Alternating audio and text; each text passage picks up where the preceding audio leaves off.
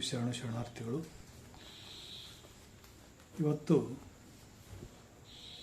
ನಾನು ತಮಗೆದುರಿಗೆ ಒಂದು ವಿನೂತನವಾದ ಅಷ್ಟೇ ಕುತೂಹಲಭರಿತವಾದ ಸತ್ಯದ ಕೆಲವು ವಿಚಾರಗಳನ್ನು ನಮ್ಮ ಜೀವನದ ಕುರಿತಾಗಿ ಹಂಚಿಕೊಳ್ಳಲು ಇಚ್ಛೆಪಡ್ತಾ ಇದ್ದೇನೆ. ಎಲ್ಲರಿಗೂ ಅನ್ವಯವಾಗುವಂತಹ, ಎಲ್ಲರ ಕುತೂಹಲದ ಮೂಲ ಆಗಿರುವಂತಹ ಸಾವಿನ ನಂತರ ಏನು ಅನ್ನುವುದರ ಕುರಿತಾಗಿ ಅನೇಕ ಜಿಜ್ಞಾಸೆಗಳು ಇಲ್ಲಿಯವರೆಗೆ ಭೂಮಿ ಮೇಲೆ ಬೇರೆ ಬೇರೆ ಭಾಗದಲ್ಲಿ ಬೇರೆ ಬೇರೆ ದಾರ್ಶನಿಕರು ಕೊಟ್ಟಿರುವ ಅಭಿಪ್ರಾಯಗಳನ್ನು ನಾವು ಪರಿಗಣಿಸಿದಾಗ ಆಯಾ ಕಾಲಘಟ್ಟಕ್ಕೆ ಆಯಾ ಸಮಾಜದ ಆಯಾ ಜನಾಂಗದವರು ತಾವು ನಂಬಿಕೊಂಡು ಬಂದಿರುವ ನಂಬಿಕೆಗಳ ಆಧಾರದ ಮೇಲೆ ಅವುಗಳನ್ನು ಒಪ್ಪಿಕೊಂಡಿರಬಹುದು. ಸತ್ತ ನಂತರ ಸ್ವರ್ಗ ನರಕದ ಕಲ್ಪನೆ ಆಗಿರಬಹುದು, ಸತ್ತ ನಂತರ ಆತ್ಮದ ಪಯಣ ಮರು ಜನ್ಮದ ಬಗ್ಗೆ ಆಗಿರಬಹುದು. ಹೀಗೆ ಹಲವಾರು ನಂಬಿಕೆಗಳು ಜಗತ್ತಿನ ಬೇರೆ ಬೇರೆ ಭಾಗದಲ್ಲಿ ಬೇರೆ ಬೇರೆ ರೀತಿಯಾಗಿರುವುದನ್ನು ನಾವು ಕಾಣ್ತಾ ಇದ್ದೇವೆ. ಆದರೆ ನಾವು ಇಂದು ಬದುಕ್ತಾ ಇರುವಂಥದ್ದು ವಿಜ್ಞಾನದ ಯುಗದಲ್ಲಿ.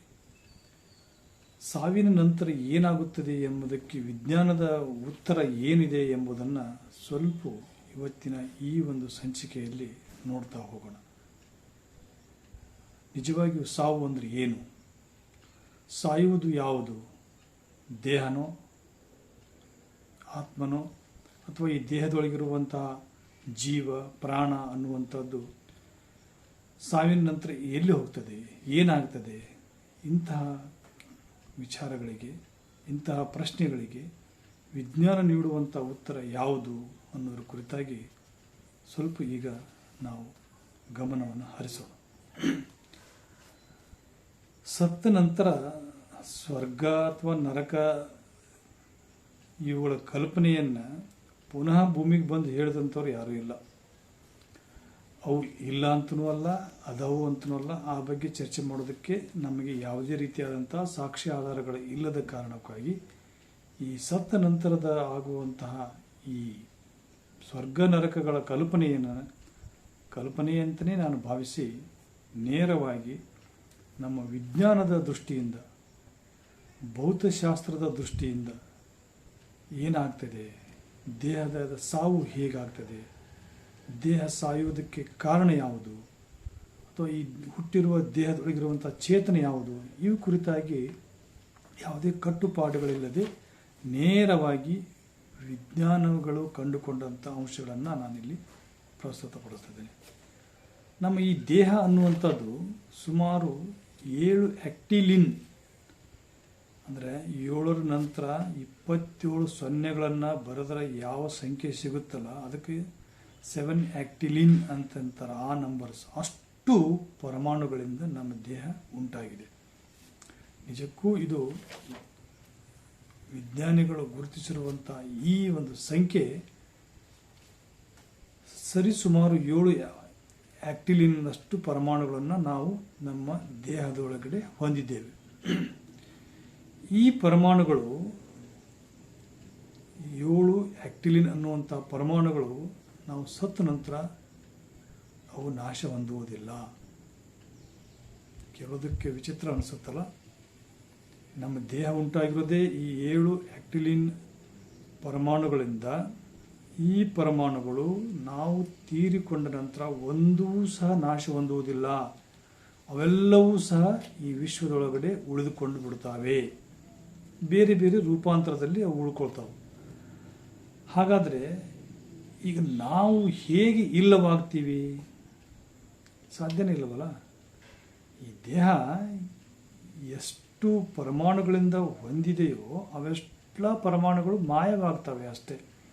ಪರಮಾಣುಗಳು ಚದುರಿ ಬಿಟ್ಟು ಹೋಗಿಬಿಟ್ರೆ ಈ ದೇಹದಕ್ಕೆ ಅಸ್ತಿತ್ವ ಇರೋದಿಲ್ಲ. ಸಾವು ಅನ್ನುವುದು ಈ ದೇಹವನ್ನು ಮಾತ್ರ ಅವಲಂಬಿಸಿರುವುದೇ ವಿನಃ ನಮ್ಮ ದೇಹದೊಳಗಡೆ ಇರುವಂಥ ಪರಮಾಣುಗಳಿಗೆ ಈ ಸಾವು ಅನ್ನುವುದು ಇಲ್ಲ. ಅವು ಮತ್ತೆ ಈ ವಿಶ್ವದೊಳಗಡೆ ಚದುರಿ ಹೋಗಿಬಿಡ್ತಾವೆ. ಚದುರಿ ಹೊಸ ಅಣುಗಳು ಮಾಲಿಕ್ಯೂಲ್ಸ್ ರೂಪದಲ್ಲಿ, ಹೊಸ ರೂಪದಲ್ಲಿ ಮತ್ತೆ ಒಂದಾಗೋದಕ್ಕೆ ಅವುಗಳ ಸಾಧ್ಯತೆ ಇದೆ. ಇದು ಸಾಮಾನ್ಯವಾದ ಜನರಿಗೆ ಅರ್ಥ ಆಗದೆ ಹೋದರೆ ಒಂದು ಸರಳ ಉದಾಹರಣೆ ಮೂಲಕವಾಗಿ ಈ ಒಂದು ವಿಚಾರವನ್ನು ನಾವು ಅರ್ಥೈಸ್ಕೊಳ್ಬಹುದು. ಉದಾಹರಣೆಗೆ, ಒಂದು ಮೇಣದ ಬತ್ತಿಯನ್ನು ನಾವು ಉರಿಸ್ತಾ ಇದ್ದೇವೆ ಅಂತ ಅಂದ್ಕೊಳ್ಳೋಣ. ಕಣ್ಣಿಗೆ ಗೋಚರಿಸ್ತಾ ಇದೆ ಮೇಣದ ಬತ್ತಿ. ಉರಿತಾ ಉರಿತಾ ಉರಿತಾ ಮೇಣದ ಬತ್ತಿ ಸುಟ್ಟು ನಾಶ ಆಗ್ತಾ ಇದೆ. ಮೇಣದ ಬತ್ತಿ ಇಲ್ಲ ಅಂತ ನಾವು ಹೇಳ್ತೀವಿ, ಆದರೆ ವಿಜ್ಞಾನಿಗಳ ಪ್ರಕಾರ ವೈಜ್ಞಾನಿಕವಾಗಿ ಆ ಮೇಣದ ಬತ್ತಿ ನಾಶ ಆಗಿಲ್ಲ. ರೂಪ ಇಲ್ಲ ಅಷ್ಟೇ, ಅದು ಬೆಳಕಿನ ಒಂದು ಭಾಗವಾಗಿ ಪರಿವರ್ತನೆ ಹೊಂದಿದೆ. ಮತ್ತೊಂದು ಭಾಗ ಉಷ್ಣವಾಗಿ ಅದು ಗಾಳಿ ಒಳಗಡೆ ಹರಡಿ ಹೋಗೈತೆ. ಇನ್ನೊಂದಿಷ್ಟು ಭಾಗ ಕಾರ್ಬನ್ ಆಮ್ಲಜನಕದೊಂದಿಗೆ ಸೇರಿ ಕಾರ್ಬನ್ ಡೈಆಕ್ಸೈಡ್ ಆಗಿ ಕಿಟಕಿಯಿಂದಲೋ ಅಥವಾ ಬೇರೆ ಆಚೆಯಿಂದಲೋ ಹರಿದೋಗಿದೆ. ಆ ಕಾರ್ಬನ್ ಡೈಆಕ್ಸೈಡನ್ನು ಯಾರಾದರೂ ವ್ಯಕ್ತಿಗಳು ಸೇವಿಸಿದರೆ ಅವರ ಒಂದು ದೇಹದೊಳಗಡೆ ಆ ಮೇಣಬತ್ತಿಯ ಅಂಶ ಉಳ್ಕೊಳ್ತದೆ. ಆ ಕಾರ್ಬನ್ ಡೈಆಕ್ಸೈಡನ್ನು ಯಾವುದಾದ್ರೂ ಒಂದು ಸಸ್ಯ ಸೇವಿಸಿದರೆ ಈ ಮೇಣಬತ್ತಿ ಆ ಒಂದು ಸಸ್ಯದ ಅಂಗದೊಳಗಡೆ ಸೇರ್ಪಡೆಯಾಗಿ ಹೋಗ್ತದೆ. ಹೀಗೆ ಪರಮಾಣುಗಳ ರೂಪದಲ್ಲಿ ಆ ಒಂದು ಮೇಣದ ಬತ್ತಿ ಅಥವಾ ಮೇಣದ ಅಥವಾ ಕ್ಯಾಂಡಲ್ ಎನ್ನುವಂತ ಏನದಲ್ಲ, ಆ ಕ್ಯಾಂಡಲ್ಲು ತನ್ನೊಳಗಡೆ ಯಾವ ಪರಮಾಣುಗಳಿಂದ ಕ್ಯಾಂಡಲ್ ರೂಪಕ್ಕೆ ಬಂದಿತ್ತೋ ಆ ಪರಮಾಣುಗಳೆಲ್ಲವೂ ಸಹ ಉರಿಸುವುದರ ಮೂಲಕವಾಗಿ ಕೆಲವೊಂದಿಷ್ಟು ಬೆಳಕಿಗೆ, ಕೆಲವೊಂದಿಷ್ಟು ಶಾಖ ಆಗಿ, ಕೆಲವೊಂದಿಷ್ಟು ಕಾರ್ಬನ್ ಡೈಆಕ್ಸೈಡ್ ಆಗಿ ಈ ವಿಶ್ವದಲ್ಲಿ ಉಳಿದುಕೊಳ್ತಾವೆ. ಅವುಗಳಿಗೆ ಸಾವಿಲ್ಲ, ಅವುಗಳು ನಾಶ ಹೊಂದುವುದಿಲ್ಲ. The almost that made up of candle used still somewhere. ಅಂದರೆ ಯಾವುದು ಕ್ಯಾಂಡಲನ್ನು ತಯಾರು ಮಾಡೋದಕ್ಕೆ ಬೇಕಾಗಿರುವಂಥ ಪರಮಾಣುಗಳು ಕ್ಯಾಂಡಲನ್ನು ಉರಿಸಿದಾಗ ಅವು ಬೇರೆ ರೂಪದಲ್ಲಿ ಈ ವಿಶ್ವದಲ್ಲಿ ಅಸ್ತಿತ್ವ ಇರ್ತವೆ. ಅದನ್ನೇ the first law of thermodynamics ಏನು ಹೇಳ್ತೈತಿ, ಶಕ್ತಿಯ ಸಂರಕ್ಷಣಾ ನಿಯಮ ಅಂತ ಹೇಳ್ತೀವಿ. ಏನದು? ಶಕ್ತಿಯನ್ನು ನಾವು ಸೃಷ್ಟಿಸಲು ಅಥವಾ ನಾಶ ಮಾಡಲು ಸಾಧ್ಯವಿಲ್ಲ. ಅದನ್ನೇ ಅಲ್ವಾ ಐನ್ಸ್ಟೈನ್ ಹೇಳಿರೋದು, energy cannot be created or destroyed ಅಂತೇಳಿ. ಅಂದರೆ ಯಾವುದೋ ಒಂದು ರೂಪಾಂತರ ಮಾಡ್ಬೋದು ಅಷ್ಟೇ ನಾವು, ಬಟ್ ಅದನ್ನು ಸರ್ವನಾಶ ಮಾಡೋಕ್ಕೆ ಸಾಧ್ಯ ಇಲ್ಲ. ಅದನ್ನೇ ನಮ್ಮ ದೇಹಕ್ಕೆ ಅನ್ವಯಿಸ್ಕೊಂಡ್ರೆ ಸಾವು ಬಂತು. ದೇಹ ಇಲ್ಲ ಅಂತಂದರೆ ದೇಹದ ಪ್ರತಿ ಕಣಗಳು ಸಹ ಬೇರೆ ರೂಪದಲ್ಲಿ ಅವು ಈ ವಿಶ್ವವನ್ನು ಬಿಟ್ಟು ಹೋಗೋದಕ್ಕೆ ಸಾಧ್ಯನೇ ಇಲ್ಲ. ಎಲ್ಲಿ ಹೋಗ್ತವೆ? ವಿಶ್ವದಿಂದ ಬಂದಿರೋದು. ಅದನ್ನೇ ನಮ್ಮ ದಾರ್ಶನಿಕರು ಪಂಚಮಹಾಭೂತಗಳಿಂದ ಉಂಟಾಗಿರುವಂಥ ಈ ಶರೀರ ಪಂಚಮಹಾಭೂತಗಳೊಳಗೆ ಲೀನ ಆಗ್ತದೆ ಅಂತ ಹೇಳಿರುವಂಥದ್ದು. ಅದು ಯಾವ ರೀತಿಯಾಗಿರ್ತದೆ? ನಮ್ಮ ಶಕ್ತಿ ನಮ್ಮ ದೇಹದೊಳಗಡೆ ಯಾವ ರೂಪದಲ್ಲಿ ಅಣುಗಳು ಇದ್ದಾವೆ ಅವು ಕೇವಲ ರೂಪಾಂತರವನ್ನು ಮಾತ್ರ ಹೊಂದ್ತಾವೆ ವಿನಃ ಅವು ಸರ್ವನಾಶ ಆಗೋದಕ್ಕೆ ಸಾಧ್ಯನೇ ಇಲ್ಲ.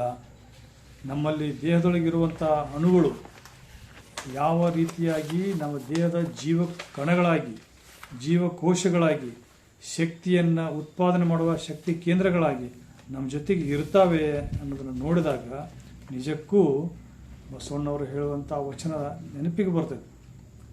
ಎಮ್ಮವರಿಗೆ ಸಾವಿಲ್ಲ, ಸಾವೆಂಬುದು ಸಯವಲ್ಲ, ಲಿಂಗದಲ್ಲಿ ಹುಟ್ಟಿದ ಮೇಲೆ ಅದು ವಚನದಲ್ಲಿ ಹೇಳ್ತಾರಲ್ಲ, ಸೊಡ್ಡಳ ಸರರಿಗೆ ಸಾವು ಇಲ್ಲ. ಆ ರೀತಿಯಾಗಿ ನಾವು ದೇಹವನ್ನು ಧರಿಸಿರುವಂಥ ಈ ದೇಹ ಎಂದೆಂದಿಗೂ ಸಹ ಅದು ಸಾಯುವುದಿಲ್ಲ, ನಾಶ ಹೊಂದುವುದಿಲ್ಲ, ಬಟ್ ರೂಪಾಂತರ ಆಗ್ತದೆ ಅಷ್ಟೇ. ಹಾಗಾದರೆ ತೋರುವಂಥ ಈ ದೇಹ ಎದರಿಂದಾಗಿದೆ? ಈಗ ನಾನು ಮಾತಾಡ್ತಾ ಇದ್ದೇನೆ, ನೀವು ಕೇಳ್ತಾ ಇದ್ದೀರಿ, ನೋಡ್ತಾ ಇದ್ದೀರಿ. ಇದರೊಳಗಡೆ ಇರುವಂಥ ಈ ದೇಹದೊಳಗಿರುವಂಥ ಚೇತನ ಯಾವುದರಿಂದಾಗಿದೆ? ಆ ಚೇತನದಿಂದ ನಾನು ಮಾತಾಡ್ತಾ ಇರಬೇಕಾದ್ರೆ ಈ ಚೇತನ ದೇಹಕ್ಕೆ ಕೊಡುವಂಥದ್ದು ಯಾವುದು? ನಾವು ಎಲ್ಲ ಅದು ಆಧ್ಯಾತ್ಮಿಕವಾಗಿ ಅದೊಂದು ಯಾವುದೋ ಒಂದು ಶಕ್ತಿ ಅದ, ಅದು ದೇವರು ಅಂತ ಅಂದ್ಕೊಡ್ರೆ ಆ ಶಕ್ತಿಯ ಮೂಲಕ ನಮ್ಮ ಜೀವನ ನಡೀತಾ ಇದೆ. ನಮ್ಮನ್ನೊಳಗಡೆ ಇರುವಂಥ ಆ ಶಕ್ತಿ, ಹೊರಗಡೆ ಇರುವಂಥ ಆ ಶಕ್ತಿ, ಅದು ಒಳಗಡೆ ಇರುವಂಥದ್ದು ಪ್ರಾಣಲಿಂಗ, ಹೊರಗಡೆ ಇರುವಂಥ ಮಹಾಲಿಂಗ, ಇವೆರಡರ ಸಂಬಂಧದಿಂದ ನಾವು ಉಸಿರಾಡಿಸ್ತೀವಿ, ನಾವು ಜೀವಿಸ್ತೀವಿ, ನಾವು ಮಾತಾಡ್ತೀವಿ, ನಮ್ಮಲ್ಲಿ ಶಕ್ತಿ ನಡೀತದೆ. ಬಟ್ ವಿಜ್ಞಾನ ಇದನ್ನು ಒಪ್ಪಬೇಕಲ್ಲ. ವಿಜ್ಞಾನಿಗಳು ಹೇಳುವಂಥ ಈ ಒಂದು ದೇಹದ ವ್ಯವಸ್ಥೆಗೆ ಅವರು ಇದಕ್ಕೆ ಬರ್ನಿಂಗ್ ಸಿಸ್ಟಮ್ ಅಂತ ಕರೀತಾರೆ. ಅಂದ್ರೆ ಸುಡುವ ವ್ಯವಸ್ಥೆ ಆಗಿದೆ. ಹಾಗೆ ಮೇಣದ ಬತ್ತಿ ಸುಟ್ಟು ತನ್ನ ಅಸ್ತಿತ್ವವನ್ನು ಕಳೆದುಕೊಂಡು ಬೇರೆ ರೂಪಾಂತರದಲ್ಲಿ ಅಸ್ತಿತ್ವವನ್ನು ಪಡಿತೈತೋ ಅದೇ ರೀತಿಯಾಗಿ ನಮ್ಮ ದೇಹವು ಸಹ ನಿರಂತರವಾಗಿ ಶಕ್ತಿಯನ್ನು ಉತ್ಪಾದನೆ ಮಾಡುವ ಮೂಲಕ ದೇಹದೊಳಗಿರುವಂತಹ ಅಣುಗಳನ್ನು ಅದು ಬೇರೆ ರೂಪಾಂತರಕ್ಕೆ ಪರಿವರ್ತಿಸಿ ದೇಹವನ್ನು ಕ್ಷೀಣಿಸಿಗೊಳಿಸ್ತದೆ ಅಂತ ಹೇಳ್ತಾರೆ. ಹಾಗಾದರೆ ಒಂದು ಉದಾಹರಣೆಯ ಮೂಲಕ ಹೋದರೆ ಈ ದೇಹಕ್ಕೆ ಶಕ್ತಿ ಕೊಡುವಂಥದ್ದು ಯಾವುದು? ಶಕ್ತಿಯ ಹೇಳಿದ್ರಲ್ಲ, ಇದು ದೇಹ ಅನ್ನುವಂಥದ್ದು ಬರ್ನಿಂಗ್ ಸಿಸ್ಟಮ್ ಇದ್ದಂಗೆ. ಬಾಲ್ಯದಲ್ಲಿ, ಯೌವನದಲ್ಲಿ, ಮುಪ್ಪಾವಸ್ಥೆಯಲ್ಲಿ ಇದು ಒಂದೊಂದು ಪರಿವರ್ತನೆ ಹೊಂತ ಹೋಗ್ತೈತಿ. ಬಟ್ ದೇಹದೊಳಗಿರುವಂಥ ಅಂಶಗಳು ಯಾವ ಪರಿವರ್ತನೆ ಹೊಂತಾವು, ಯಾವ ಶಕ್ತಿಯನ್ನು ಕೊಡ್ತಾವು, ಇವುಗಳನ್ನು ವಿಜ್ಞಾನಿಗಳು ಬಹಳ ಸ್ಪಷ್ಟವಾಗಿ ಇವತ್ತಿಗೆ ಕಂಡುಕೊಂಡ್ಬಿಟ್ಟಿದ್ದಾರೆ. ಇಡೀ ನಮ್ಮ ದೇಹದೊಳಗಿರುವಂಥ ಎಲ್ಲ ಚಟುವಟಿಕೆಗಳನ್ನು, ಎಲ್ಲ ಅಣುಗಳನ್ನು ಕೌಂಟ್ ಮಾಡಿ ನೋಡಿದಾಗ ಯಾವ್ಯಾವ ಅಣುಗಳು ಏನೇನು ಕೆಲಸ ಮಾಡ್ತಾವೆ ಅನ್ನೋದನ್ನು ಅವ್ರು ಹೇಳ್ತಾರೆ. ಇದಕ್ಕೆ ATP ನಮ್ಮ ದೇಹದೊಳಗಿರುವಂಥ 250 ಗ್ರಾಮ್ದಷ್ಟು ATP ಅಣುಗಳನ್ನು ಹೊಂದಿದೆ. ATP ಅಂದರೆ ಅಡೆನೋಸೈನ್ ಟ್ರೈಫಾಸ್ಫೇಟ್ ಅನ್ನುವಂಥ ಅಣುಗಳು. ಇವೇ ಜೀವಕೋಶದ ಶಕ್ತಿಯ ಮೂಲ. ಈ ಜೀವಕೋಶಕ್ಕೆ ಶಕ್ತಿ ಎಲ್ಲಿಂದ ಬರುತ್ತಪ್ಪ ಅಂದರೆ ಈ ATP ಅಣುಗಳಿಂದ ಬರ್ತೈತೆ. ಈ ATP ಅಣುಗಳನ್ನು ಬಳಸಿಕೊಂಡೇ ಜೀವಕೋಶಗಳು ಕಾರ್ಯವನ್ನು ನಿರ್ವಹಿಸ್ತವೆ. ಅದು ಸ್ನಾಯುಗಳ ಚಲನೆ ಆಗಿರ್ಬೋದು, ಯೋಚನೆ ಆಗಿರ್ಬೋದು, ಅಥವಾ ಪ್ರೋಟೀನ್ ನಿರ್ಮಾಣ ಆಗಿರ್ಬೋದು, ಮುಂತಾದ ಎಲ್ಲ ಕಾರ್ಯಗಳಿಗೆ ಏನು ಬೇಕಪ್ಪ ಅಂದ್ರೆ ನಮ್ಮ ದೇಹಕ್ಕೆ ಈ ATP ಅಣುಗಳು ಬೇಕು. ಈ ATP ಅಣುಗಳು ಎಷ್ಟು ಇರ್ತಾವೆ ನಮ್ಮ ದೇಹದೊಳಗಡೆ? ಹೇಳಿದ್ನಿಲ್ಲ, ನಮ್ಮ ದೇಹದೊಳಗೆ ಸುಮಾರು 250 ಗ್ರಾಮ್ದಷ್ಟು ATP ಅಣುಗಳಿದ್ದಾವೆ. ಈ 250 ಗ್ರಾಮ್ ATP ಅಣುಗಳು ಇಷ್ಟೆಲ್ಲ ಯೋಚನೆ ಮಾಡೋದಕ್ಕೆ ಶಕ್ತಿ ಬೇಕು, ಚಲನೆ ಮಾಡೋದಕ್ಕೆ ಶಕ್ತಿ ಬೇಕು, ನಾವು ತಿಂದಂಥ ಆಹಾರವನ್ನು ಪ್ರೋಟೀನಾಗಿ ಕನ್ವರ್ಟ್ ಮಾಡೋಕ್ಕೆ ಶಕ್ತಿ ಬೇಕು. ಎಲ್ಲ ಶಕ್ತಿಯನ್ನು ಕೇವಲ 250 ಗ್ರಾಮ್ನಷ್ಟು ATP ಅಣುಗಳು ಮಾಡ್ತಾವೆ ಅಂತಂದರೆ ಹೇಗೆ ಸಾಧ್ಯ? ಅದಕ್ಕೂ ಸಾಧ್ಯತೆ. ಈ 250 ಗ್ರಾಮ್ ATP ಅಣುಗಳು ಪ್ರತಿದಿನ 1000 ಬಾರಿ ಮರುಬಳಕೆ ಆಗ್ತಾವೆ, ರೀಸೈಕಲ್ ಆಗ್ತಾ ಹೋಗ್ತಾವೆ. ಈಗ 250 ಗ್ರಾಮದ್ದು ATP ಅಣುಗಳನ್ನು ನಾನು ವಿಚಾರ ಮಾಡಬೇಕಾದ್ರೆ ಅದಕ್ಕೊಂದಿಷ್ಟು ಶಕ್ತಿ ಬೇಕಲ್ಲ, ಆ ಶಕ್ತಿಯನ್ನು ಕೊಡುವಂಥದ್ದು ಈ ATP ಅಣುಗಳು. ಈ ನಮ್ಮಲ್ಲಿ ದೇಹದಲ್ಲಿರುವಂಥ ATP ಅಣುಗಳು ಕೊಡುವಂಥ ಶಕ್ತಿ ಅತ್ಯಂತ ಮಿನಿಮಮ್ ಆಗಿರ್ತದೆ. ಎಷ್ಟು ಮಿನಿಮಮ್ ಆಗಿರ್ತೈತಪ್ಪ ಅಂತಂದರೆ, ಒಂದು LED ಬಲ್ಬ್ ಹಚ್ಚೋದಕ್ಕೆ ಎಷ್ಟು ವ್ಯಾಟ್ ವಿದ್ಯುತ್ ಬೇಕು ಅಷ್ಟನ್ನೇ ಮಾತ್ರ ಪ್ರೊಡ್ಯೂಸ್ ಮಾಡ್ತಾವೆ. ಸಪೋಸು ನಾವು ನಿದ್ದೆ ವಿಶ್ರಾಂತಿ ಯಾವುದೇ ಕೆಲಸ ಮಾಡೋದು ನಾವು ಸೈಲೆಂಟಾಗಿ ಕೂತೀವಪ್ಪ ಅಂತಂದ್ರೂ ಅದಕ್ಕೊಂದಿಷ್ಟು ಶಕ್ತಿ ಬೇಕಲ್ಲ. ಶಕ್ತಿ ಅಂದರೆ ಜೀವ, ಅದು ಜೀವಕ್ಕೆ ಇರಬೇಕಾದ್ರೆ ಶಕ್ತಿ ಬೇಕಲ್ಲ. ನಾನು ಏನೂ ಕೆಲಸ ಮಾಡ್ತಾ ಇರಬೇಕಾದ್ರೆ ಹೆಚ್ಚಿನ ಶಕ್ತಿ ಹಾಕಬೇಕಾಗ್ತೈತಿ. ಕೆಲಸ ಮಾಡದೇ ಇರುವಾಗ ನಾವು ಹಾಗೆ ಕೂತೀನಪ್ಪ ಅಂತಂದ್ರೆ 80ರಿಂದ 100 ವ್ಯಾಟ್ದಷ್ಟು ಶಕ್ತಿಯನ್ನು ಬಳಸಬೇಕಾಗ್ತೈತಿ ದೇಹ. ಈ 80ರಿಂದ 100 ವ್ಯಾಟ್ ಶಕ್ತಿಯನ್ನು ಸುಮ್ಮನೆ ಕೂತ್ರೆ ಹಾಕಬೇಕಾಗ್ತೈತಿ. ಆದರೆ ನಾವು ವ್ಯಾಯಾಮ ಮಾಡ್ತೀವಪ್ಪ ಅಂತಂದ್ರೆ 500 ವ್ಯಾಟ್ದಕ್ಕಿಂತ ಹೆಚ್ಚಿನ ಶಕ್ತಿ ಬೇಕು. ಅದು ಎಲ್ಲಿಂದ ಬರ್ತದೆ? ಈ ಶಕ್ತಿಯನ್ನು ಉತ್ಪಾದನೆ ಮಾಡೋದಕ್ಕೆ ನಮ್ಮ ದೇಹದೊಳಗಡೆ ಈ ATP ಅಣುಗಳು ಕಾರ್ಯವನ್ನು ನಿರ್ವಹಿಸ್ತವೆ. ಬರೀ 250 ಗ್ರಾಮ್ ATP ಅಣು ಇತ್ತಪ್ಪ ಅಂದ್ರೆ 4 ವ್ಯಾಟ್ ವಿದ್ಯುತ್ತನ್ನು ಪವರ್ಸನ್ನು ಅದು ಕೊಡ್ತೈತದೆ. ಅದು ಬರೀ ಒಂದು ಸಣ್ಣ LED ಬಲ್ಬ್ ಹತ್ತೋದಕ್ಕಷ್ಟೇ ಸಾಧ್ಯ. ಆದರೆ ನಮಗೆ ಇಡೀ ಜೀವನವನ್ನು ನಡೆಸಬೇಕಾದ್ರೆ ಈ 4 ವ್ಯಾಟ್ ಶಕ್ತಿ ಸಾಲೋದಲ್ಲ. ಹಾಗಾಗಿ ಈ ATP ಅಣುಗಳು 250 ಗ್ರಾಮ್ ATP ಅಣುಗಳು ಇವು ಮಲ್ಟಿಪಲ್ ಆಗ್ತವೆ, ರೀಸೈಕ್ಲಿಂಗ್ ಆಗ್ತವೆ. ಅವು ತಮ್ಮಷ್ಟಕ್ಕೆ ತಾವು ತಮ್ಮನ್ನು ಹೆಚ್ಚಿಸಿಕೊಂಡು ಹೆಚ್ಚು ವಿದ್ಯುತ್ತನ್ನು ಪ್ರೊಡ್ಯೂಸ್ ಮಾಡ್ತಾವೆ. ಹೇಗೆ ಮಾಡ್ತಾವು?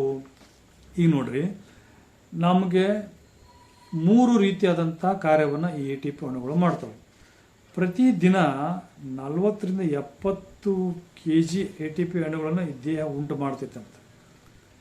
ಕೇವಲ 250 ಗ್ರಾಮ್ ಇರುವಂಥದ್ದನ್ನು 40ರಿಂದ 70 kgಗೆ ಅವು ರೀಸೈಕ್ಲಿಂಗ್ ಮಾಡಿ, ರೀಪ್ರೊಡ್ಯೂಸ್ ಮಾಡಿ, ರೀಜನ್ರೇಟ್ ಮಾಡಿ ಅವುಗಳನ್ನು ATPನಿಂದ ಎನರ್ಜಿಯನ್ನು ಪ್ರೊಡ್ಯೂಸ್ ಮಾಡ್ತವೆ.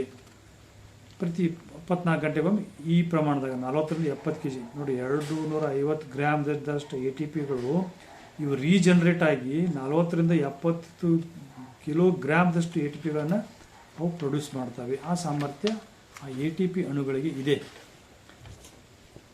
ಇನ್ನು ಒಂದು ದಿನಕ್ಕೆ ಈ 40-70 ATP ಅಣುಗಳು 1200 ವ್ಯಾಟ್ಸ್ದಷ್ಟು ವಿದ್ಯುತ್ತನ್ನು ಅಂದರೆ ಶಕ್ತಿಯನ್ನು ಅವು ಪ್ರೊಡ್ಯೂಸ್ ಮಾಡ್ತವೆ. ನೋಡ್ರಿ, 1200 ವ್ಯಾಟ್ ವಿದ್ಯುತ್ತನ್ನು 1200 ಮನೆಗಳಿಗೆ ನಾವು ಲೈಟ್ ಬಳಸೋದಕ್ಕೆ ಬಳಸ್ತೀವಿ. ಅಷ್ಟು ಪ್ರಮಾಣದ ವಿದ್ಯುತ್ತನ್ನು ನಮ್ಮ ದೇಹ ತನ್ನಷ್ಟಕ್ಕೆ ತಾನೇ ಪ್ರೊಡ್ಯೂಸ್ ಮಾಡ್ಕೋತೈತಿ.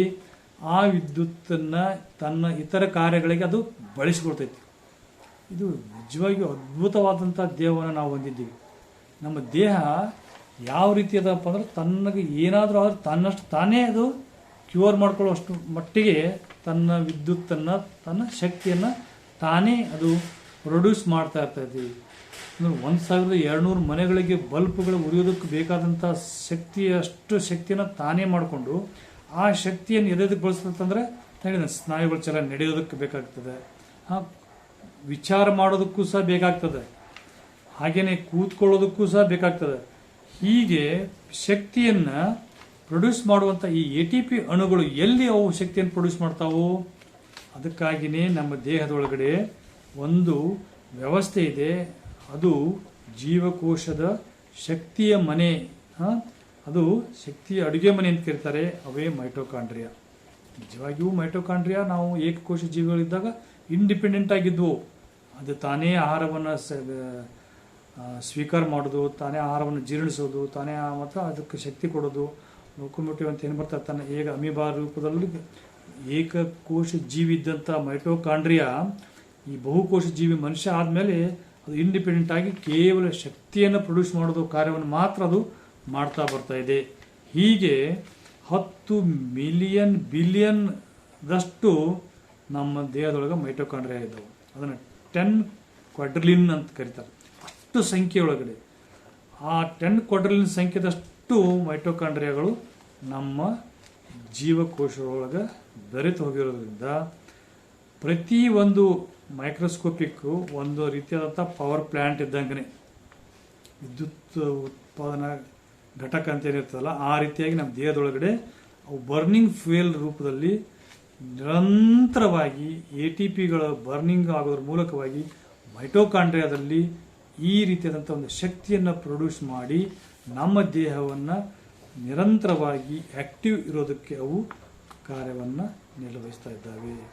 ಹಾಗಾದರೆ ಇಲ್ಲಿ ಒಂದು ಪ್ರಶ್ನೆ ಬರ್ತದೆ, ಇಲ್ಲಿ 1 ಬಿಲಿಯನ್ ವರ್ಷಗಳ ಹಿಂದೆ ಇದ್ದಂಥ ಈ ಬ್ಯಾಕ್ಟೀರಿಯಂಗಳು ಇವತ್ತು ಮೈಟೋಕಾಂಡ್ರಿಯಾ ರೂಪದಲ್ಲಿ ಕೆಲಸ ಮಾಡ್ತಾ ಇದ್ದಾವಂದರೆ ಪ್ರತಿ ಒಂದು ಸೆಲ್ಸ್ 10 ಬಿಲಿಯನ್ ATPಯನ್ನು ಪರ್ ಡೇ ಬಳಸ್ತಾ ಇದೆ.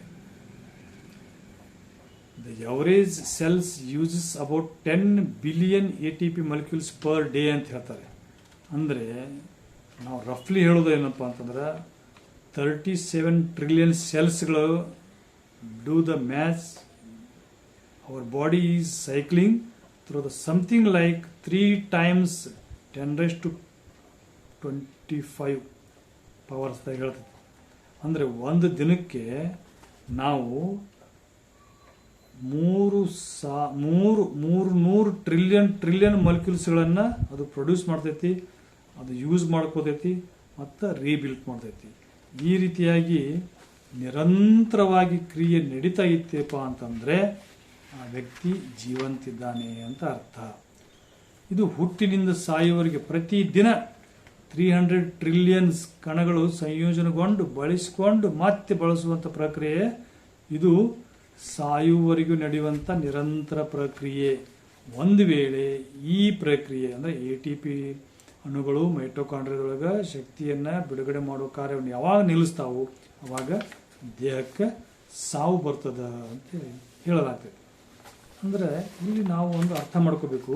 ಹಾಗಾದರೆ ಈ ಶಕ್ತಿ ಏನು ಪ್ರೊಡ್ಯೂಸ್ ಆಯ್ತಲ್ಲ 1200 ವ್ಯಾಟ್ಸ್ದಷ್ಟು ಶಕ್ತಿ, ಆ ಶಕ್ತಿಯನ್ನು ದೇಹ ಯಾವ್ಯಾವ ಭಾಗಗಳು ಎಷ್ಟೆಷ್ಟು ಪರ್ಸೆಂಟನ್ನು ಬಳಕೆ ಮಾಡ್ತಾವು ನೋಡ್ರಿ. ನಮ್ಮ ದೇಹದೊಳಗಿರುವಂಥ ಮಿದುಳು ಅದು ಕೇವಲ 2%, ನಮ್ಮ ದೇಹದ ತೂಕದ 2%ದಷ್ಟು ಮಿದುಳು ಇರ್ತೈತಿ. ಆದರೆ ಅದು ಬಳಸುವಂಥ ಶಕ್ತಿ ಎಷ್ಟಂದ್ರೆ 20% ಶಕ್ತಿ ಅದನ್ನೇ ಬಳಸ್ತೈತಿ. ಇಲ್ಲಿ ನಮ್ಮ ಬಾಡಿ ಒಳಗಡೆ ತಯಾರಾಗಿರುವಂಥ ಶಕ್ತಿಯ 20% ಶಕ್ತಿಯನ್ನು ನಮ್ಮ ಮಿದುಳನೇ ಬೆಳೆಸುತ್ತೆ. ಒಂದು ಮೆಮ್ರಿಗೆ ಆಗಬೇಕಾಯ್ತಪ್ಪ ಅಂದ್ರೆ ಅದಕ್ಕೆ ಬಿಲಿಯನ್ದಷ್ಟು ATP ಮಾಲಿಕ್ಯೂಲ್ಸ್ಗಳು ಬೇಕಾಗ್ತಾವು. ಒಂದು ನೀವು ಅನಿಸ್ತಿರ್ತದೆ ಏನೋ ಒಂದು ನೆನಪು ಮಾಡ್ಕೋತಿದ್ದೀನಿ, ಒಂದೇನೋ ನೆನಪು ಆಗ್ತಾ ಇಲ್ಲ ಅಂತ ನೀನು ನೆನಪು ಮಾಡ್ಕೋಬೇಕು ಅಂತ ಅನಿಸುವಾಗ ನಿಮ್ಮ ನೆನಪಿನ ಯೋಚನೆಗಳಿಗೆ ಶಕ್ತಿ ಕೊಡುವುದಕ್ಕಾಗಿಯೇ ಬಿಲಿಯನ್ ಗಟ್ಟಲೆ ATPಗಳು ವಿದ್ಯುತ್ ರೂಪದಲ್ಲಿ ಪ್ರೊಡ್ಯೂಸ್ ಮಾಡುವಂಥ ಶಕ್ತಿ ಅದು 20% ಅಲ್ಲಿಗೆ ಯೂಸ್ ಆಗಿಬಿಡ್ತೈತೆ. ಹಾಗೆಯೇ ನಾವು ಯಾವುದಾದ್ರೂ ಪ್ರಾಬ್ಲಮ್ ಸಾಲ್ವ್ ಮಾಡಬೇಕಾಗಿತ್ತಪ್ಪ ಅಂದ್ರೆ ಅಥವಾ ನ್ಯೂರಾನ್ಸ್ಗಳು ಫೈರಿಂಗ್, ನಮ್ಮ ಮಿದುಳಿನಾಗಿರೋ ನ್ಯೂರಾನ್ಸ್ಗಳು ಒಂದರಿಂದ ಒಂದು ಕನೆಕ್ಟ್ ಆಗ್ತದಲ್ಲ, ಅವು ಫೈರಿಂಗ್ ಮಾಡಬೇಕಾದಾಗ ಅನೇಕ ದೊಡ್ಡ ಪ್ರಮಾಣದಲ್ಲಿ ಅವು ಏನು ಮಾಡ್ತಾವಪ್ಪ ಅಂದ್ರೆ ಈ ಶಕ್ತಿಯನ್ನು ಬಳಕೆ ಮಾಡ್ತಾವೆ. Billions of sodium ions pumped back across the cell membrane ಅಂತ ಹೇಳ್ತಾರೆ. ಅಂದ್ರೆ ಆ ನ್ಯೂರಾನ್ಸ್ಗಳಿಗೆ ಸೆಲ್ ಮೆಂಬ್ರೇನ್ಸ್ಗೆ ಅದನ್ನು ಶಕ್ತಿಯ ಮೂಲಕವಾಗಿ ಅವು ಏನು ಮಾಡ್ತಾವಪ್ಪ ಅಂದ್ರೆ ವಿಚಾರಗಳನ್ನು ಹಂಚಿಕೊಂಡ್ಬಿಡ್ತಾವೆ. ನಾವು ಜೀವಂತ ಇದೀವಿ ಅಂತಂದ್ರೆ ಪ್ರತಿನಿತ್ಯ ಇಷ್ಟು ಶಕ್ತಿಯನ್ನು ನಾವು ಬಳಕೆ ಮಾಡಲೇಬೇಕು, ಅದು ಪ್ರೊಡ್ಯೂಸ್ ಮಾಡಲೇಬೇಕು. ಅದರದನ್ನು ನಾವು ರೀಸೈಕ್ಲಿಂಗು ಮತ್ತು ರೀಯೂಸ್ ಮಾಡಿದ್ರೆ ಮಾತ್ರ ವ್ಯಕ್ತಿ ಜೀವಂತ ಅದಾನ ಅಂತ ಅರ್ಥ. ಹೀಗೆ ಈ ATPಗಳು ಮತ್ತು ಮೈಟೊಕಾಂಡ್ರಿಯಾ ಯಾವ ವ್ಯಕ್ತಿಯೊಳಗೆ ಕ್ಷೀಣಿಸ್ತಾ ಹೋಗ್ತದೆ. ಯಾಕೆ ಕ್ಷೀಣಿಸ್ತದೆ ಆ ಕಾರಣವನ್ನು ನಾನು ಮುಂದಿನ ಸಂಚಿಕೆಯಾಗಿ ಹೇಳ್ತೀನಿ. ಯಾಕೆ ಕ್ಷೀಣಿಸ್ತದೆ, ಒಂದು ಹಂತದವರೆಗೆ ಇವು ರೀಪ್ರೊಡ್ಯೂಸ್ ಮಾಡಿ ರೀಸೈಕ್ಲಿಂಗ್ ಮಾಡಿ ಯೂಸ್ ಮಾಡ್ಕೋತ ಹೋಗ್ತಾ ಇರುವಂಥ ಇವುಗಳು ಒಮ್ಮಿಂದೊಮ್ಮೆ ಕಡಿಮೆ ಮಾಡಿಸ್ತಪ್ಪ ಅಂತಾರೆ, ಗ್ರ್ಯಾಜುವಲಿ ಡಿಕ್ರೀಸ್ ಆಯ್ತಪ್ಪ ಅಂತಂದ್ರೆ ನಾವು ಸಾವಿಗೆ ಸಮೀಪಿಸ್ತಾ ಇದ್ದೇವೆ ಅಂತ ಅರ್ಥ. ಹಾಗಾದರೆ ಸತ್ ನಂತರ ಇವೆಲ್ಲ ಏನಾಗ್ತಾವು, ಅಟೆಂಪ್ಟ್ಸ್ಗಳು ಎಲ್ಲಿ ಹೋಗ್ತಾವು, ನಮ್ಮ ದೇಹದಾಗಿರುವಂಥ ಅಷ್ಟು ಅಟೆಂಪ್ಟ್ಸ್ಗಳು ಎಲ್ಲಿ ಹೋಗ್ತಾವು, ಏನಾಗ್ತಾವು. ಈ ಕ್ಯಾಂಡಲನ್ನು ಉರಿಸಿದಾಗ ನಾವು ಏನು ಮಾಡಿದ್ದೀವಿ, ಕ್ಯಾಂಡಲ್ದಾಗಿರುವಂಥ ಆ ಕಾರ್ಬನ್ ಐಟಮ್ಸ್ಗಳೇನೋ ಅದವು ಕೆಲವೊಂದಿಷ್ಟು ಬೆಳಕಿನ ರೂಪದಲ್ಲಿ ಹೊರಗೆ ಹೋದವು, ಕೆಲವೊಂದಷ್ಟು ಶಾಖ ರೂಪದಲ್ಲಿ ಗೋಡೆ ಒಳಗೆ ಎಲ್ಲ ಶಾಖ ಮಾಡಿದವು, ಕೆಲವೊಂದಷ್ಟು ಆಕ್ಸಿಜನ್ ಜೊತೆ ಮಿಕ್ಸ್ ಆಗಿ ಕಾರ್ಬನ್ ಡೈಆಕ್ಸೈಡ್ ಆಗಿ ಹಂಚಿ ಹೋದವು. ಹೀಗೆ ಹೋದಂಥ ಕಾರ್ಬನ್ ಡೈಆಕ್ಸೈಡ್ ಕೆಲವು ಸಸ್ಯಗಳು ಸ್ವೀಕಾರ ಮಾಡಿದವು, ಕೆಲವು ಮನುಷ್ಯರು ಸ್ವೀಕಾರ ಮಾಡಿದ್ರು, ಕೆಲವು ಪ್ರಾಣಿಗಳು ಸ್ವೀಕಾರ ಮಾಡಿದವು. ಅಷ್ಟು ರೂಪದೊಳಗಡೆ ನಮ್ಗೆ ಗೋಚರಿಸ್ತಿರುವಂಥ ಒಂದು ಕ್ಯಾಂಡಲ್ ಡಿಸಪಿಯರ್ ಆಯಿತು, ಮಾಯ ಆಯಿತು. ಹಾಗಾದ್ರೆ ಇಷ್ಟು ದೊಡ್ಡ ಮಟ್ಟದ ಶಕ್ತಿಯನ್ನು ಹೊಂದಿರುವಂತಹ, ಇಷ್ಟು ದೊಡ್ಡ ಮಟ್ಟದ ಅಣುಗಳನ್ನು ಸಂಯೋಜನೆ ಮಾಡಿರುವಂತಹ ಈ ದೇಹ ಹೊಂದಿರುವಂಥ ಮೂಲ ಕಣಗಳು, ಅಟೆಂಪ್ಟ್ಸ್ಗಳು ಏನಾಗ್ತಾವು, ಎಲ್ಲಿ ಹೋಗ್ತಾವು ಹೇಳಿದ್ನಲ್ಲ. ನಮ್ಮ ದೇಹದ ಸುಮಾರು 10 ಕ್ವಾಡ್ರಿಲಿಯನ್ದಷ್ಟು ಮೈಟೊಕಾಂಡ್ರಿಯಾಗಳದಾವು. ಅವೆಲ್ಲ ಏನಾಗ್ತಾವು, ಸಾವಿನ ನಂತರ ಏನಾಗ್ತೈತಿ. ಈ ಒಂದು ವಿಚಾರವನ್ನು ನೋಡ್ತಾ ಹೋದರೆ ನಮಗೆ ಬಹಳ ಅದ್ಭುತವಾದಂಥ ಪ್ರಪಂಚ ನಮ್ಮ ಎದುರುಗಡೆ ತಿಳ್ಕೋತೈತಿ. ಹೌದಾ, ನಾವೆಲ್ಲ ಈ ಇಷ್ಟೊಂದು ಮಟ್ಟದ ಶಕ್ತಿ ಉತ್ಪಾದನಾ ಕೇಂದ್ರವನ್ನು ನಮ್ಮ ಜೊತೆಗೆ ಹೊಂದ್ಕೊಂಡಿದ್ದೇವೆ. ಈ ಮಟ್ಟದ ಶಕ್ತಿ ನಮ್ಮ ವಿಚಾರಗಳಿಗೆ, ನಮ್ಮ ವಿಶ್ರಾಂತಿಗಳಿಗೆ, ನಮ್ಮ ವ್ಯಾಯಾಮಕ್ಕೆ, ನಮ್ಮ ದಿನನಿತ್ಯ ಕಾರ್ಯಕ್ಕೆ ಬೇಕಾಗ್ತದ. ಹಾಗಾದರೆ ಇವೆಲ್ಲ ಪ್ರಕ್ರಿಯೆಗಳು ನಡೀತಾ ಇರಬೇಕಾದಾಗ ಈ ಪರಮಾಣುಗಳು ಕೆಲವೊಂದಿಷ್ಟು ನಾಶವಂತವು, ಕೆಲವೊಂದಷ್ಟು ನಮ್ಮಿಂದ ಹೊರಗೆ ಹೋಗ್ತಾವು. ಉದಾಹರಣೆಗೆ ಹೇಳಬೇಕಂದ್ರೆ ನಾವು ಬೆವರು ಪಟ್ಟೆವಂದರೆ ಬೆವರಿನ ಮೂಲಕ ನಮ್ಮ ಪರಮಾಣುಗಳು ಕೆಲವೊಂದಿಷ್ಟು ಹೊರಗೆ ಹೋಗ್ತಾವು. ಕೆಲವೊಂದಿಷ್ಟು ಸ್ಕಿನ್ ಸೆಲ್ಸ್ಗಳು ಅಂತ ಇರ್ತಾವೆ, ಚರ್ಮದ ಮೇಲಿರುವಂಥ ಜೀವಕೋಶಗಳು. ಅವು ನಾವು ಬರೀ ಒಂದು ಟಾವೆಲ್ ತೊಗೊಂಡು ವರ್ಷಗೊಂಡ್ರೆ ಎಷ್ಟೋ ಸಾವಿರಾರು ಸೆಲ್ಸ್ಗಳು, ಡೆಡ್ ಸೆಲ್ಸ್ಗಳು ಹೊರಗೆ ಬರ್ತಾವೆ. ಇಲ್ಲಿ ಕೆಲವೊಂದಿಷ್ಟು ಸಂಖ್ಯೆಗಳನ್ನು ಕೊಡ್ತಾರೆ ಅವರು. ಪ್ರತಿ ನಿಮಿಷಕ್ಕೆ ನಾವು 30,000ದಿಂದ 40,000ದಿಂದ ಡೆಡ್ ಸ್ಕಿನ್ ಸೆಲ್ಸ್ಗಳನ್ನು ಹೊರ ಹಾಕ್ತೀವಂತ. ಅದನ್ನು ನಾವು ಮುಖ ತಕ್ಕೊಂಡು ವರ್ಷಗೊಂಡಾಗೂ ಎಷ್ಟೋ ಡೆಡ್ ಸೆಲ್ಸ್ಗಳು ಭಾಳ ಸೂಕ್ಷ್ಮ ಇರ್ತದೆ. ಸೆಲ್ಸ್ ಅಂತಂದ್ರೆ ಅದು ಸೂಕ್ಷ್ಮಾತಿ ಸೂಕ್ಷ್ಮ, ಅದು ಬರೀ ಕಣ್ಣಿಗೆ ಕಾಣಿಸಲ್ಲ. ಅದು ಅಷ್ಟು ಪ್ರಮಾಣದವನ್ನು ನಾವು ಹೊರಗೆ ಹಾಕ್ತಾ ಹೋಗ್ತೀವಿ. ಹೇಗಂತಂದ್ರೆ ಈ ನದಿಯೊಳಗಡೆ ನೀರು ಹೆಂಗೆ ಹರಿದು ಹೋಗ್ತಿರ್ತೈತಿ, ಹಂಗೆ ನಮ್ಮ ದೇಹದಿಂದ ಪ್ರತಿ ಕ್ಷಣನೂ ಈ ಅಟೆಂಪ್ಟ್ಸ್ಗಳು ಹೋಗ್ತಾನೇ ಇರ್ತಾವೆ. ಡೆಡ್ ಅಟೆಂಪ್ಟ್ಸ್ಗಳು ಹೊರಗೆ ಹೋದ್ರೆ ದೇಹದ ಒಳಗಡೆ ಹೊಸ ಅಟೆಂಪ್ಟ್ಸ್ಗಳು ಪ್ರೊಡ್ಯೂಸ್ ಆಗ್ತಾನೆ ಬರ್ತವೆ. ಹೀಗೆ ನಾವು ಯಾವುದೇ ರೀತಿ ಮಾತಾಡುವಾಗೂ ಸಹ ನಮ್ಮಿಂದ ಎಷ್ಟೋ ಅಣುಗಳು ನಾಶವಂತವು. ಏನೂ ಮಾಡ್ದೇನೆ ಸುಮ್ಮ ಕೂತರೂ ಸಹ, ವಿಶ್ರಾಂತಿ ತಗೊಳ್ತಾ ಇದ್ರೂ ಸಹ ಈ ಅಣುಗಳು ನಮ್ಮಿಂದ, ನಮ್ಮ ದೇಹದಿಂದ ಹೊರ ಹೋಗ್ತಾ ಇರ್ತಾವೆ. ಈ ರೀತಿಯಾಗಿ ನಾವು ಬೆವರುದ್ರ ಮೂಲಕ ಆಗಲಿ ಅಥವಾ ನಾವು ಮುಖ ನಮ್ಮ ಚರ್ಮದಿಂದ ಹೊರ ಹೋಗುವಂಥ ಸ್ನಾನ ಮಾಡುವಂತಕ್ಕಂತೂ ಹೇಳಿದ್ರು 30,000 40,000 ಡೆಡ್ ಸ್ಕಿನ್ಸ್ ಸೆಲ್ಸ್ಗಳು ನಮ್ಮ ಬಾಡಿಯಿಂದ ಹೊರ ಹೋಗ್ತಾವೆ ಅಂತಂದರೆ, ನಾವು ಅನ್ನುವಂಥದ್ದು, ಈ ದೇಹ ಅನ್ನುವಂಥದ್ದು ಇದು ಫ್ಲೋಯಿಂಗ್ ಇರುವಂಥ ಒಂದು ಪ್ರವಾಹ. ಅದು ಸ್ಟೇಬಲ್ ಆಗಿರುವಂಥದ್ದಲ್ಲ. ಅದು ನಿರಂತರವಾಗಿ ಹೊಸ ಹೊಸ ಜೀವಕೋಶಗಳು ಹುಟ್ಕೊಳ್ಳೋದು, ಹಳೆ ಜೀವಕೋಶಗಳು ದೇಹದಿಂದ ಹೊರ ಹೋಗುವಂಥ ಈ ಪ್ರಕ್ರಿಯೆ ನಡೀತಾ ಇದೆ. ಯಾವಾಗಲಿಂದ ನಡೀತಿದೆ? ಎಲ್ಲಿ ಹೋಗ್ತಾವೆ? ಹೊರಗೆ ಹೋಗ್ತಾವೆ ಅಂದರೆ ಎಲ್ಲಿ ಹೋಗ್ತಾವೆ? ಅವು ಎಲ್ಲಿ ಹೋಗೋದಿಲ್ಲ. ಹೊರಗೆ ಹೋಗ್ತಾವಪ್ಪ ಅಂತಂದ್ರೆ ರೂಪಾಂತರ ಹೊಂದಿ ಈ ವಿಶ್ವದಲ್ಲಿನೇ ಇರ್ತಾವು. ಈ ವಿಶ್ವದಲ್ಲಿ ಇರುವಂಥ ಪ್ರತಿ ಅಣುವಿಗೂ ಸಹ ನಾಶ ಇಲ್ಲ. ಅದು ರೂಪಾಂತರ ಹೊಂದಿ ಬೇರೆ ರೂಪದಲ್ಲಿ ಅದು ನಮ್ಮ ಜೊತೆಗೇ ಇರ್ತದೆ. ಹಾಗಾಗಿ ವಿಶ್ವದಲ್ಲಿ ಯಾವುದೇ ಶಕ್ತಿ ನಾಶ ಹೊಂದುವುದಿಲ್ಲ. ನಮ್ಮ ದೇಹದ ಶಕ್ತಿ ಇನ್ನೂ ವಿಶ್ವದಲ್ಲಿನೇ ಇದೆ. ಈಗ ನಾವೇನು ದೇಹದಲ್ಲಿ ಇರುವಂಥ ವಿದ್ಯುತ್ ಶಕ್ತಿ ಅಂತ ಕರೆದೇವಲ್ಲ, ಈ 1200 ವ್ಯಾಟ್ದಷ್ಟು ವಿದ್ಯುತ್ ಶಕ್ತಿ ಪ್ರೊಡ್ಯೂಸ್ ಮಾಡಿದೆವು ಅಂದರೆ, ಆ ಪ್ರೊಡ್ಯೂಸ್ ಮಾಡಿದಂಥ 1200 ವ್ಯಾಟ್ ವಿದ್ಯುತ್ತು ನಮ್ಮ ದೇಹದ ಚಟುವಟಿಕೆಗಳಿಗೆ ಬಳಸ್ತೀವಪ್ಪ ಅಂದರೆ, ಆ ಬಳಕೆ ಆದಂತಹ ವಿದ್ಯುತ್ತು ಸಹ ಈ ವಿಶ್ವದಲ್ಲಿ ಹಾಗೆ ಇದೆ. ಅದು ಸ್ಥಿರವಾಗಿ ಇರುವಂಥದ್ದು, ನಾಶ ಅನ್ನುವಂಥದ್ದು ಇಲ್ಲ. ಅದು ಆ ವಿದ್ಯುತ್ ಉತ್ಪಾದನೆ ಮಾಡಬೇಕಾದ್ರೂ ಬೇರೆ ಇದ್ರ ಸಹಾಯ ತೊಗೊಂಡು ಮಾಡಿರ್ತೀವಿ ನಾವು. ಆ ಅಣುಗಳನ್ನು ಸಹಾಯ ಹೆಲ್ಪ್ ತೊಗೊಂಡು ಮಾಡಿರ್ತೀವಿ. ಹಾಗಾಗಿ ನಮ್ಮ ಸ್ಪರ್ಶ ಆಗಿರ್ಬೋದು, ನಮ್ಮ ನಗು ಆಗಿರ್ಬೋದು, ನಮ್ಮ ಉಷ್ಣತೆ ಪ್ರಪಂಚದ ಮೇಲೆ ಪ್ರಭಾವ ಬೀರ್ತೈತಿ. ಈಗ ನಾವು ಯಾರ್ದೋ ಒಬ್ಬ ವ್ಯಕ್ತಿಯನ್ನು ನಾವು ಕಣ್ಣಿಂದ ನೋಡ್ತಾ ಇದ್ದೀವಿ ಅಂದರೆ, ಕಣ್ಣಿನ ಮೂಲಕ ಸಾವಿರಾರು ಬಿಲಿಯನ್ ಗಟ್ಟಲೆ ನಮ್ಮದು ಅಣುಗಳು ಅಂದ್ರೆ ATP ಅಣುಗಳು ಉರಿಸಿಕೊಂಡು ಮೈಟೋಕಾಂಡ್ರಿಯಾದೊಳಗೆ ಶಕ್ತಿಯನ್ನು ಪ್ರೊಡ್ಯೂಸ್ ಮಾಡಿ, ಆ ಶಕ್ತಿಯ ಮೂಲಕವಾಗಿ ನಮ್ಮ ಕಣ್ಣಿನೊಳಗೆ ಚೇತನ ರೂಪದಲ್ಲಿ ಒಂದು ವ್ಯಕ್ತಿಯನ್ನು ನೋಡ್ತಿರ್ತೀವಿ. ನಾವು ನೋಡ್ತಾ ಇರಬೇಕಾದ್ರೆ ಪ್ರತಿ ಕ್ಷಣನೂ ನಮ್ಮ ಕಣ್ಣಿನಿಂದ ವಿದ್ಯುತ್ತು ಖರ್ಚಾಗ್ತಾನೆ ಇರ್ತೈತಿ, ಶಕ್ತಿ ಹರಿತಾನೆ ಇರ್ತೈತಿ. ಹಾಗೆ ಈ ಹರಿದಂಥ ಈ ಶಕ್ತಿ ಈ ವಿಶ್ವದೊಳಗೆ ಯಾವುದೋ ಒಂದು ರೂಪದಲ್ಲಿ ಎಲ್ಲೋ ಒಂದು ಕಡೆ ಅದು ಸ್ಟೋರ್ ಆಗಿರ್ತೈತಿ. ಇದನ್ನೇ ಫ್ಲೋ ಆಫ್ ಆಟಮ್ಸ್ ಅಂತ ಕರೀತಾರೆ. ಹಾಗಾದರೆ ನಮ್ಮ ದೇಹದಲ್ಲಿ ಪರಮಾಣುಗಳು ಎಲ್ಲಿಂದ ಬಂದವು? ಈ ನಾವು ಇಷ್ಟು ಬಳಸ್ತೀವಿ ಅಂದಮೇಲೆ ನಮಗೆ ಬಂದಿರಬೇಕಲ್ಲ ಅವು. ಯಾವ ಭಾಗದಿಂದ ಬಂದವು?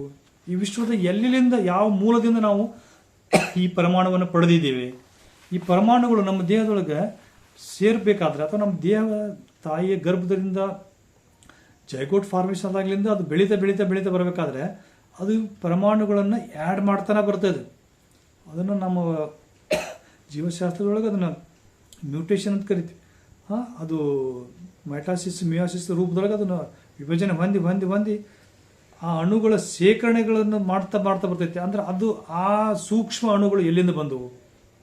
ಈ ದೇಹ ಬೆಳಿಬೇಕಾದಾಗ ಹೊರಗಡೆ ಯಾವ ಶಕ್ತಿಯನ್ನು ಕೊಟ್ಟಿರ್ತಾವೆ, ನಾವು ವೈಜ್ಞಾನಿಕವಾಗಿ ಯಾವ ಪರಮಾಣುಗಳು ಅದಕ್ಕೆ ಪ್ರಭಾವ ಬೀರ್ತಾವೆ, ಆ ಪರಮಾಣುಗಳ ಮೂಲ ಯಾವುದು?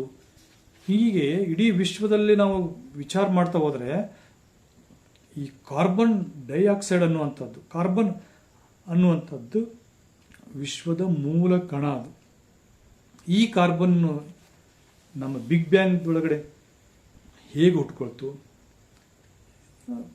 ಈ ಮೂಲ ಧಾತುಗಳು ಯಾವ ರೀತಿಯಾಗಿ ಹುಟ್ಕೊಂಡು ಈ ವಿಶ್ವದಲ್ಲಿ ತುಂಬೆಲ್ಲ ಪಸರಿಸಿ ಅವುಗಳ ಆಧಾರದ ಮೇಲೆ ಭೂಮಿಯ ಮೇಲಿರುವಂಥ ಸಮತೋಲನವಾದಂಥ ಸೂಕ್ತವಾದಂಥ ಪರಿಸರದೊಳಗಡೆ ಜೀವಿಗಳ ಉಗಮ ಹೇಗಾಯಿತು, ಇಲ್ಲಿ ಆಗಿರುವಂಥ ಜೀವಿಗಳು ಸಾಯುವುದಿಲ್ಲಪ್ಪ ಅಂತಂದರೆ ಈ ಜೀವಿಗಳ ದೇಹಕ್ಕೆ ಸಪ್ಲೈ ಆಗಿರುವಂಥ ಅದು ಫಾಸ್ಫರಸ್ ಆಗಿರ್ಬೋದು, ನೈಟ್ರೋಜನ್ ಆಗಿರ್ಬೋದು, ಆಕ್ಸಿಜನ್ ಆಗಿರ್ಬೋದು, ಹೈಡ್ರೋಜನ್ ಆಗಿರ್ಬೋದು, ಕಾರ್ಬನ್ ಆಗಿರ್ಬೋದು, ಇದು ಎಲ್ಲಿಂದ ಬಂತು? ಯಾವ ಮೂಲದಿಂದ ನಾವು ಇದನ್ನು ಸ್ವೀಕರಿಸಿದ್ದೀವಿ?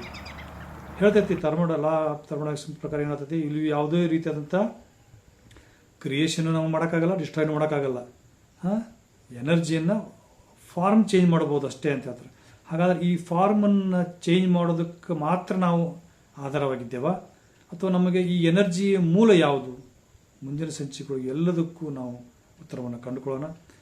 ಅಲ್ಲಿವರೆಗೆ ಈ ಒಂದು ವಿಚಾರವನ್ನು ಆಸಕ್ತಿಯಿಂದ ಆಲಿಸಿದಂಥ ತಮ್ಮೆಲ್ಲರಿಗೂ ವಂದಿಸ್ತಾ, ಇನ್ನೂ ಮುಂದಿನ ಸಂಚಿಕೆಗಳಿಗೆ ಇನ್ನಷ್ಟು ಆಸಕ್ತಿವಿರುವಂಥ ನಾವಿದು ಈ ಏನು ಹೇಳುತ್ತಾ ಹೋಗ್ತಾ ಇದ್ದೀನಿ ಅಂತಂದರೆ, ನಮ್ಮ ದೇಹ ಯಾವುದರಿಂದ ಮಾಡಲ್ಪಟ್ಟಿದೆ? ನಾನು ಅನ್ನುವಂಥದ್ದು ಕೇವಲ ಆತ್ಮ ಅಷ್ಟೇ ಅಲ್ಲ, ಈ ದೇಹ ನಾನು ಅಂತ ಅಂದ್ಕೊಂಡಿದ್ದಾರೆ. ಈ ದೇಹ ಎದರಿಂದ ಆಗೈತಿ? ಈ ದೇಹಕ್ಕೆ ಸಾವು ಯಾಕೆ ಬರ್ತಾ ಇದೆ? ದೇಹ ಹೇಗೆ ಹುಟ್ಕೊಳ್ತೈತಿ? ಇಂಥ ಹಲವಾರು ಕುತೂಹಲಕರವಾದಂಥ ವಿಚಾರಗಳನ್ನು ಮುಂದಿನ ಸಂಚಿಕೆಯಲ್ಲಿ ತಮ್ಮೊಂದಿಗೆ ಹಂಚಿಕೊಳ್ತೀನಿ.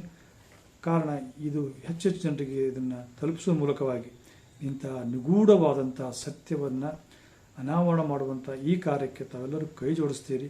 ಇದನ್ನು ಹೆಚ್ಚು ಜನರಿಗೆ ತಲುಪಿಸುವ ಮೂಲಕವಾಗಿ ಈ ಚಾನಲ್ಗೆ ಸಬ್ಸ್ಕ್ರೈಬ್ ಆಗೋದ್ರ ಮೂಲಕವಾಗಿ ಬೆಂಬಲಿಸ್ತೀರಿ ಅಂತೇಳಿ ಭಾವಿಸ್ತಾ ತಮ್ಮೆಲ್ಲರಿಗೂ ವಂದನೆಗಳು, ಶರಣು.